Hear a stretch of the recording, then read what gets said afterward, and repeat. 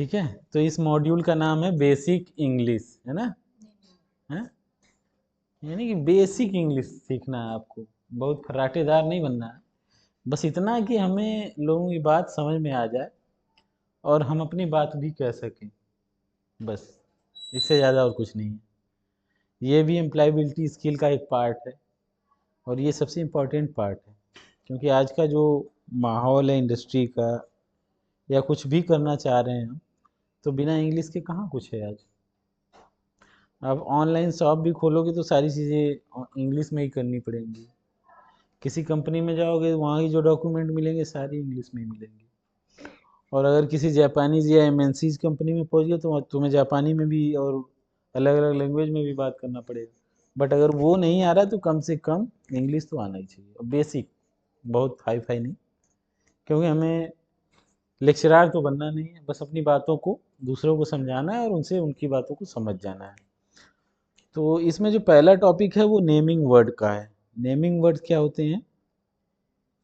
ऐसे शब्द जो नाम के लिए प्रयुक्त किए जाते हैं वो नेमिंग वर्ड कहलाते हैं, है ना? चलो इसमें से क्वेश्चंस देखते हैं और आंसर ढूंढते हैं। पहला, English is a language. Day language है या नाइट लैंग्वेज है या इवनिंग लैंग्वेज है? ये कॉमन लैंग्वेज है, सामान्य भाषा है एक अंग्रेजी, ठीक है। और डे नाइट और इवनिंग सभी कभी भी बोल सकते हैं। ये नहीं है कि नहीं इसको डे में ही बोलना है, नाइट में नहीं बोलना है, नाइट में बोलना है, डे में नहीं बोलना है। तो यहाँ जो ये खाली स्थान है इसमें क्या होगा? कॉमन। नेक्स्ट है, using internet is easy if we learn. Internet का यूज करना आसान हो जाएगा अगर हम सीख लेते हैं क्या? साइंस सीख लेते हैं, गेम वेम चलाना सीख लेते हैं, या मैथ सीख लें तो इंटरनेट चलाना आसान हो जाएगा ना? नहीं होगा? ठीक है, फिर इंग्लिश ज़रूरी है तो हम इंग्लिश पे ही टिक लगा दे रहे हैं, है ना? इंटरनेट चलाने के लिए हमें इंग्लिश आनी चाहिए। We can learn English by, हम अंग्रेजी कैसे कर सकते हैं? खाना बना करके, या खेल करके, या रीडिंग न्यूज़पेपर। अगर हम अंग्रेजी न्यूज़पेपर पढ़ें तो अंग्रेजी हमारी सुधर सकती है। Tom tries to read the name board, advertisements, posters that are in English. This help him too. Tom नाम तो अंग्रेजी का लिख रहा है, इसको अंग्रेजी सीखने की क्या जरूरत है? हैं? टॉम, चलो कोई नहीं है। एक टॉम एक लड़का है जो बेचारा है कि tries to read the name, वो कोशिश कर रहा है कि बोर्ड वोर्ड पे जो नाम लिखे हैं उनको पढ़ ले, कहीं पे एडवर्टाइजमेंट प्रचार वगैरह चल रहा है उनको समझ सके अंग्रेजी में, और जो पोस्टर्स वगैरह अंग्रेजी में लगे हुए हैं उनको जो है पढ़ने की कोशिश कर रहा है। तो वो क्या करने की कोशिश कर रहा है और उसको क्या हेल्प मिलेगी इन सब चीज़ों से? Improve is English. और कोई दूसरा ऑप्शन सही नहीं समझ में आ रहा है ना? चलो नेक्स्ट है, when people from different states countries meet officially. जब विभिन्न देशों के लोग एक जगह मिलते हैं ऑफिशियली के तौर पे, मतलब काम के पर्पज से जब एक दूसरे से मिलते हैं, is the commonly use language to communicate with each other.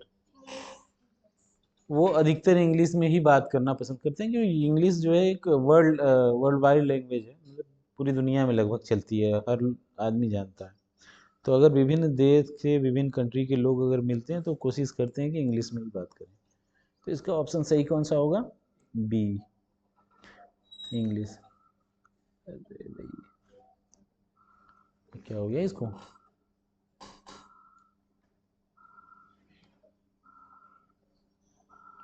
ठीक है, नेक्स्ट है, words that are use to name people, place, animal and things. ये तो पता ही होगा, बचपन से पढ़ते आ रहे हो। ऐसे शब्द जो किसी व्यक्ति का नाम, स्थान और जानवर वस्तुओं का नाम होता है, उस शब्द को क्या कहते हैं? नाउन बोलते हैं ना, नाउन बोलते हैं, नाउन। नाउन को ही नेमिंग वर्ड्स बोलते हैं, ठीक है। हाँ, ठीक है, ये हमारा ऑप्शन सही है। किसी व्यक्ति के नाम, वस्तु के नाम, स्थान के नाम को क्या बोलते हैं? संज्ञा बोलते हैं ना। उसी संज्ञा को नेमिंग वर्ड या नाउन बोला जाता है। Naming word are also called, naming word को और क्या कहते हैं? नाउन कहते हैं। ठीक है, डाउट है? अगर डाउट है तो ऑप्शन देख लो। ठीक है, सही है ये। आठवां है bats fly during the night. In this sentence the bird bat is. Bats क्या होते हैं? बैट बैट बैट बैट किसको बोलते हैं? बैट खेलने वाला बैट नहीं भाई, चमगादड़ होते हैं ये बैट्स। हाँ हाँ, यही होता है, सेम होता है। बैट माने चमगादड़ भी होता है, बैट माने बैट भी होता है। ठीक है, तो bats fly during the night, चमगादड़ रात में ही उड़ते हैं। ये सेंटेंस है एक, इंग्लिश में लिखा हुआ bats fly the during the night. इस सेंटेंस में, इस वाक्य में जो बैट है वो क्या है? एक बोरिंग वर्ड है, एक एक्शन वर्ड है, एक कूल वर्ड है, ये नेमिंग वर्ड है। कौन सा होगा? नेमिंग वर्ड होगा ना। बैट एक संज्ञा है,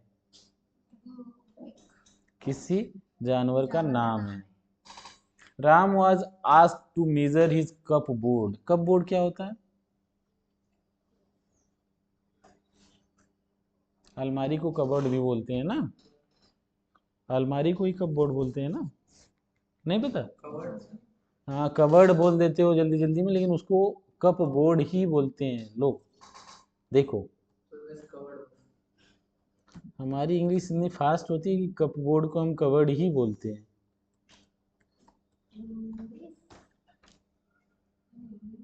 है ना? अब ठीक है, अलमीरा होता है इंग्लिश में, हिंदी में अलमारी होता है। ठीक है, तो इसमें पूछा जा रहा है कि कहाँ थे? Ram was asked to measure his cupboard. Ram को कहा जाता है कि भैया तुम अपना जो है अलमीरा, जो अलमारी जो है उसको नाप लो, उसका मेजरमेंट लो। ठीक है, इट वॉज 4 फीट टाल, ये 4 फीट लंबा है। हेयर फीट मीन्स, यहाँ जो फीट यूज किया गया वो क्या है? टेस्ट है, हैंड है, लेग है या मेजरमेंट है? पक्का? हो? अभी देखते हैं हो कि नहीं हो। ये क्या हो गया इसको? डी सही है। ठीक है, मेजरमेंट है इसका ऑप्शन सही।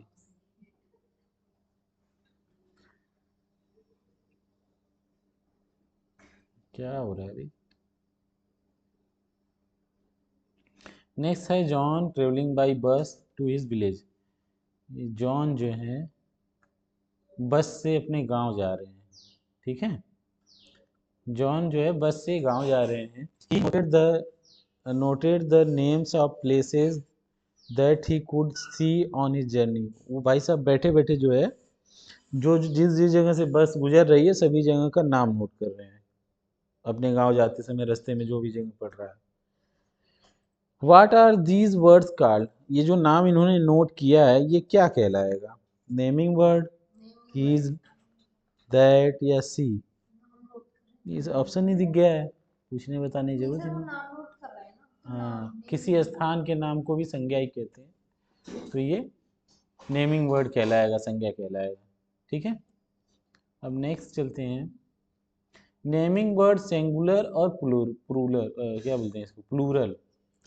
नेमिंग वर्ड जो है संज्ञा भी दो तरीके के हो सकते हैं, या तो एक वचन या तो द्विवचन या तो बहुवचन। अच्छा, संस्कृत, हाँ यहाँ समस्या है। समस्या ये है कि जब हम बचपन में थे तो हमें संस्कृत पढ़ाया गया, तो वहाँ तो 3 वचन पढ़ाए गए, एक वचन, द्विवचन और बहुवचन। जब थोड़ा सा बड़े हुए, इंग्लिश पढ़े, तो वहाँ 2 ही वचन पढ़ाए गए, या तो सिंगुलर पढ़ाया गया या तो प्लूरल पढ़ाया गया, है ना। तो हिंदी और अंग्रेजी में तो 2 ही वचन होते हैं, एक सिंगुलर होता है, एक प्लूरल होता है, एक एक वचन होता है, एक बहुवचन होता है। लेकिन संस्कृत में 3 वचन होते हैं, एक वचन, द्विवचन और बहुवचन। ठीक है, वो 2 को बहु में नहीं समझते हैं, वो दो को दो ही मानते हैं कि दो है, ठीक है। तुम दोनों, हाँ वे दोनों। ठीक है। तो यहाँ पे जो हम अंग्रेजी में पढ़ेंगे तो वही पढ़ेंगे सिंगुलर या प्लूरल। अब देखेंगे क्या होता है, जैसे कैट, कैट्स लिखा हुआ है ना, cats is an example of word. Cats हो गई तो प्लूरल। हाँ, एस लग गया मतलब ढेर सारी कैट्स हो गई ना, तो कैट्स ढेर सारी हैं तो वो प्लूरल में आ जाएंगी। तो ये वाला ऑप्शन सही होगा, कौन सा? ऑप्शन बी सही होगा।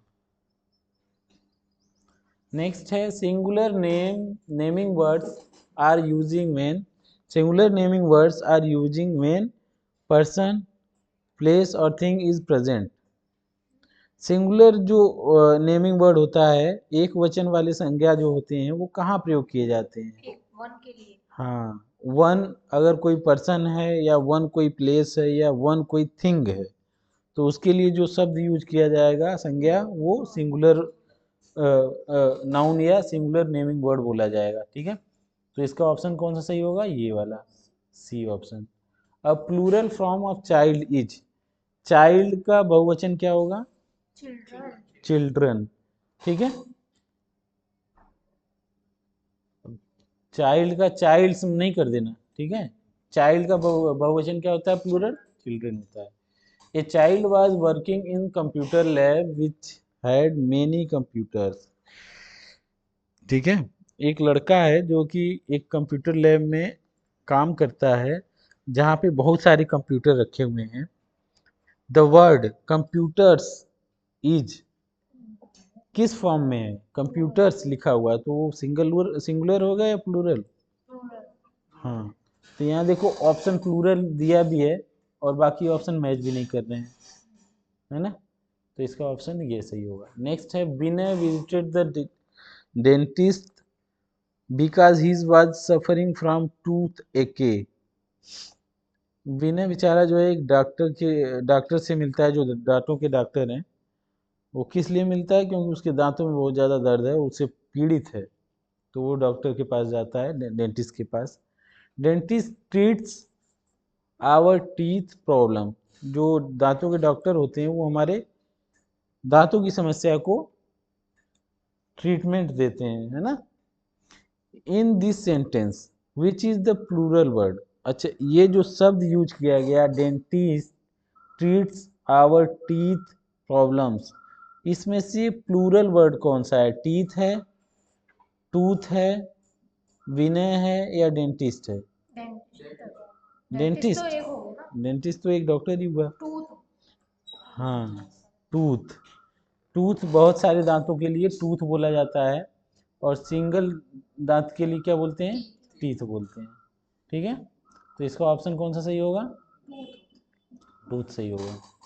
तो ये हो गया सिंगुलर और प्लूरल के ऑप्शन सबने देख लिए, समझ गए होंगे हम लोग ना। सिंगुलर और प्लूरल समझ में आया? फिरोज, फिरोज पे हमारा विशेष ध्यान रहता है अभी, सबसे फेवरेट स्टूडेंट है मेरा, आता रेगुलर, भले 12 बजे चला जाए लेकिन आता रेगुलर है, मुझे ये चीज़ अच्छी लगती है इसकी। चलो नेक्स्ट चलते हैं, प्रोनाउंस। प्रोनाउंस क्या होते हैं? सर्वनाम किसे कहते हैं? पढ़ा तो होगा ही। स्थान पर पेश किए जाने वाले शब्दों को। जैसे राम के जगह, हाँ। सही है। हाँ। जैसे राम स्कूल जाता है, वह स्कूल जाता है। हम बोल देंगे नहीं वह स्कूल जाता है, तो राम के जगह क्या प्रयोग किया हमने? वह। तो ये क्या कहलाएगा? प्रोनाउन कहलाएगा, ठीक है। अब देखते हैं पहला क्वेश्चन क्या है, प्रोनाउंस। एग्जाम्पल जैसे दिया जा रहा है, ही सी हर।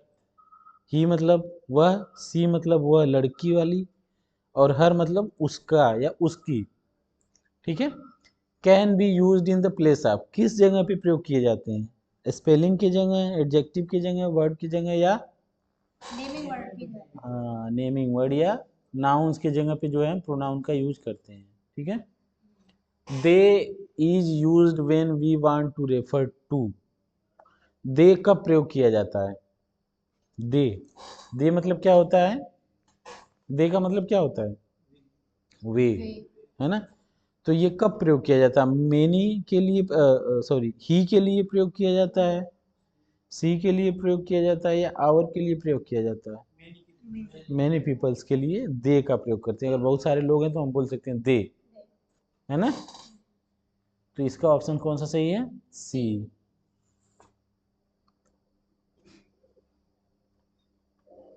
नेक्स्ट है the pronoun I is use for.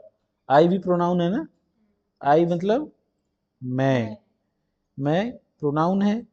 तो ये किसके लिए प्रयोग किया जाता है? मेनी के लिए, माई सेल्फ के लिए, अदर के लिए, दैट के लिए? तेज तो हो रहे हो अब अंग्रेजी में कहते ही तुम लोग हैं। अब अंग्रेजी आ रही है तुम लोगों को। चलो नेक्स्ट है Ramesh is working in Chennai. Ramesh चला गया चेन्नई नौकरी करने, बेचारा चेन्नई में काम करता है Ramesh. Likes the office environment. इस खाली जगह में क्या होना चाहिए? ही होना चाहिए, इट होना चाहिए, दैट होना चाहिए, व्हाट होना चाहिए? इट लाइक ही होना चाहिए। रमेश की जगह प्रयोग किया गया शब्द क्या होगा? ही। रमेश जो है चेन्नई में काम करता है, he likes the office environment. उसको वहाँ का जो ऑफिस का माहौल है अच्छा लगता है। ठीक है। नेक्स्ट है Sita and I R friend. मैं और सीता दोस्त हैं। ठीक है। डैश स्टेज इन गांधी बाजार। वाट सी ए एंड। क्या होगा इसमें से? एंड का प्रयोग हुआ। बताओ भैया और लोग बताओ। हाँ, सी स्टेज इन गांधी बाजार। वह गांधी बाजार में रहती है। ठीक है। सीता और मैं दोस्त हैं और वह सीता जो है गांधी बाजार में रहती है। तो यहाँ पे क्या यूज होगा? सी। नेक्स्ट अगला चलें। अब आ गया एक्शन वर्ड्स। एक्शन वर्ड्स क्या होते हैं? एक्शन का मतलब क्या होता है? एक्शन का क्या मतलब होता है अभी? किसी एक्शन मतलब होता है कार्य, है ना, एक्ट करना कोई।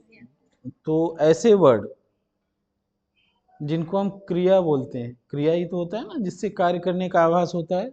तो वो सारे वर्ड्स जिनसे कार्य करने का आभास होता है, कुछ करने का आभास होता है, वो क्या कहलाते हैं? एक्शन वर्ड बोलते हैं। और जो बचपन से हम पढ़े आ रहे हैं, एक्शन वर्ड को ही क्रिया वर्ब बोलते हैं। वर्ब और एक्शन वर्ड्स में कोई अंतर नहीं है। ठीक है। तो अब हम देखते हैं कि एक्शन वर्ड्स यहाँ पे कौन कौन से यूज हो रहे हैं। जैसे action words are also called. Action words को और क्या कहते हैं? क्या कहते हैं? सेंटर कहते हैं, आर कहते हैं, या वर्ब्स कहते हैं? हाँ, वर्ब कहते हैं ना, क्रिया कहते हैं एक्शन वर्ड को। नींद आ रही है मानवी? बंद कर दें? ठीक है। नेक्स्ट है verbs tell the action of the cow, change, एक, या naming word. Verbs tell the action of the. Verb किसके काम करने को बताता है? हाँ, संज्ञा जो है उसको, उसके जो काम कर रहा है उसको क्या बताता है? एक्शन वर्ड बताता है। या वर्ब जो होता है किसी नेमिंग वर्ड का जो काम करता है उसको बताता है। तो यहाँ पे ऑप्शन कौन सा सही होगा? Naming word. किसी को डाउट है क्या इसमें? अगर डाउट है तो आंसर देख लो। डी सही है ना। तो कर्ता जो काम करता है उसको हम क्रिया से दिखाते हैं। क्रिया वर्ब होती है, कर्ता संज्ञा होता है, नाउन होता है। जो काम कर रहा होता है उसी को एक्शन बोलते हैं, एक्ट बोलते हैं। ठीक है। नेक्स्ट है किम फेल फ्रॉम द बाइक स्टरडे। ये किम जो है, किम कौन है? किम कौन है? कोई होगा एक व्यक्ति। हम्म कोई है, होगी। किम क्योंकि यहाँ हर लगा है ना, हर तो मतलब ये होगी, होगा नहीं, है ना। ये लड़की है किम, जो कल जो है बाइक चला रही थी और गिर गई। अपने बाइक चलाते चलाते गिर गई है। The action in this sentence is in. ये जो एक्शन है गिरना, फेल, फेल ही तो है ना, बाइक से वो गिर गई है। तो फेल ये कौन सा टेंस है? फ्यूचर है, पास्ट है, प्रेजेंट है या क्लियर टेंस? सर दोबारा पास्ट। स्टरडे गिरी, ये तो पास्ट ही होगा, है ना? तो ये ऑप्शन सही कौन सा होगा? बीता हुआ कल। बीता हुआ कल में गिरी हुई है। मुझे तो लगा ये किम वो नॉर्थ कोरिया वाला तो नहीं है, लेकिन ये लड़की है।